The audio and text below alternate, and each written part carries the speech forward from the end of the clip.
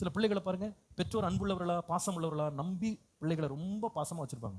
But the go out of the boundary. அப்பாவுக்கு ஒண்ணுமே தெரியாது, வெகுளி அவர். எங்க அம்மாவுக்கு ஒண்ணுமே தெரியாது. எங்க அம்மாவெல்லாம் அப்படி ஏமாத்திடுவேன்.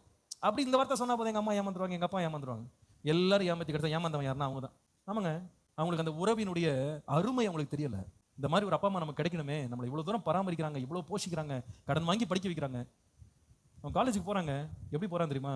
அப்பா கடன் வாங்கி அனுப்புறாரு, போடா போய் படிச்சுட்டு வாடா, நான் தான் படிக்கல, நீயாவது படி, நல்லா இரு. ஒவ்வொரு இடமா கெஞ்சி கூத்தாடி யார்ட்டையாவது போய் ரெக்கமெண்டேஷனை வாங்கி பிள்ளை அனுப்புறாங்க. நான் உள்ள போறான். உள்ள போன உடனே ஏற்கனவே சாதிச்ச மாதிரி ஒரு ஃபீலிங்ல போறான்.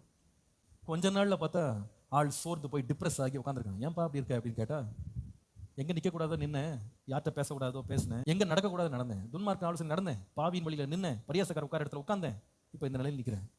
ஐ கேம் வித் ஹார்ட் பிரேக்.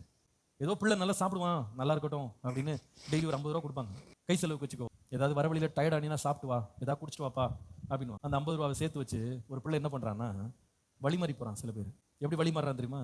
ஏதாவது குடிச்சிட்டு வரலாமா, என்ன குடிக்க, ஜூஸ் இல்லை, என்ன குடிப்பான்னு சில பேர் தெரியும், குடிகாரனா மாறும். சில பேர் ட்ரக்ஸுக்குள்ள போறான். அவன் மீண்டு வரான்னு நினைக்கிறீங்களா? Comes with heart break. ஒரு அப்பா அம்மா வந்து நம்பி ஒரு பிள்ளைகிட்ட ஃபோனை கொடுக்குறாங்க, வச்சுக்கோ ஏதாவது எமர்ஜென்சினா கால் பண்ணு, ஃபோனை கொடுக்குறாங்க. தி கிராஸ் த பவுண்டரி. தேவையில்லாத கான்டாக்ட்ஸ் உள்ள கொண்டு வராங்க. அப்பா அம்மாட்ட மறைச்சு மறைச்சு மறைச்சு நிறைய காரியங்களை அப்படியே ரகசியமா செய்யறாங்க.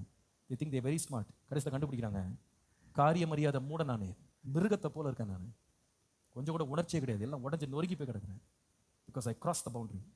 There are some heartbreaks that we have for which we are solely responsible. நாம யார் மேலேயும் பழி சுமத்தவே முடியாதுங்க. சில பிரச்சனைகளுக்கு வந்து நாம தான் காரணம். அந்த இளையகுமாரன் சொன்னா பார்த்தீங்களா, பரத்திற்கு விரோதமாகவும் உமக்கு விரோதமாகவும் நான் பாவம் செய்தேன். இதுக்கு என் ஃப்ரெண்ட் மேலே நான் பழி சொல்ல முடியாது, யார் மேலேயும் பழி சொல்ல முடியாது. It's all me, I did it.